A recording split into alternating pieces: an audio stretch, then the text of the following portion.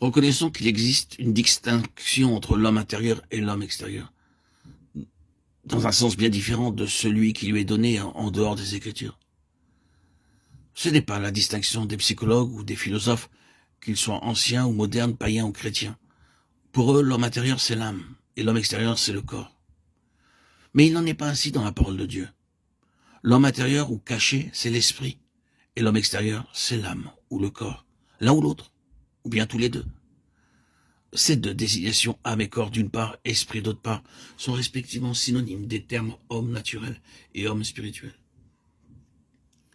Et c'est entre eux que peut se faire la séparation par l'épée de l'esprit, la parole de Dieu. Il est tout aussi dangereux d'unir ce que Dieu a séparé que de séparer ce que Dieu a uni. La seule unité qu'il y a entre les trois, esprit, âme et corps, c'est qu'ils composent ou constituent un homme. La traduction littérale de 1 Thessaloniciens 5,23 est « votre personne tout entière » ou « votre âme tout entier » ou « tout votre être, l'esprit, l'âme et le corps ».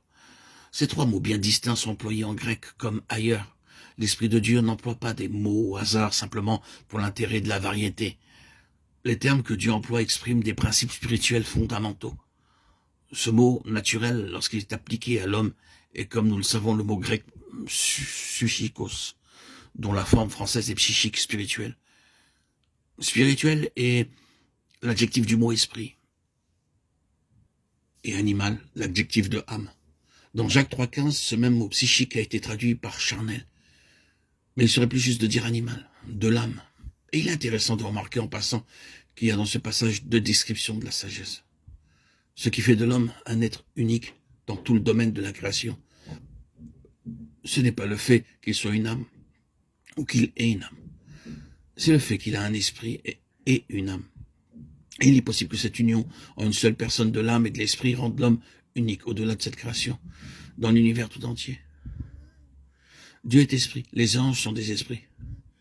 Il y a de nombreux passages dans les Écritures qui indiquent la différence qu'il y a entre le moi intérieur de l'esprit et le moi extérieur de l'âme. Paul dit par exemple « Mon esprit est en prière, mais mon intelligence reste inactive ». 1 Corinthiens 14,14. Ensuite, dans 1 Corinthiens 2,14, il dit que l'homme naturel psychique n'accueille point les choses qui sont de l'esprit de Dieu, et il ne peut les comprendre, parce que c'est spirituellement qu'on en juge. Cette distinction est très soulignée dans le récit que fait Paul de la révélation qu'il a reçue. Je viendrai pourtant en vision et aux révélations du Seigneur. Je connais un homme en Christ qui fut il y a 14 ans ravi jusqu'au 3e ciel, si ce fut en son corps. Je ne sais, Dieu le sait. Je sais que cet homme, si ce fut en son corps ou sans son corps, je ne sais, Dieu le sait, fut ravi jusque dans le paradis et y entendit des paroles ineffables qui n'est pas permis à un homme de révéler. En ce qui concerne cet homme-là, oui, je puis me glorifier. Mais en ce qui concerne exclusivement ma personne, je ne me glorifierai pas. 2 Corinthiens 12, 1, 5. Nous remarquons ici en passant que les choses révélées à l'esprit ne sauraient être exprimées par l'homme extérieur, à moins que le Seigneur n'en donne le pouvoir. Dans un autre passage, l'apôtre demande les prières des enfants de Dieu, afin qu'il lui soit donné de faire connaître en toute liberté le mystère de l'Évangile. Éphésiens 6, 19. Nous pourrions citer beaucoup d'autres exemples, tels que « Selon l'homme intérieur, je prends plaisir à la loi de Dieu ». Romains 7, 22. Et tout le chapitre 7 dans son ensemble.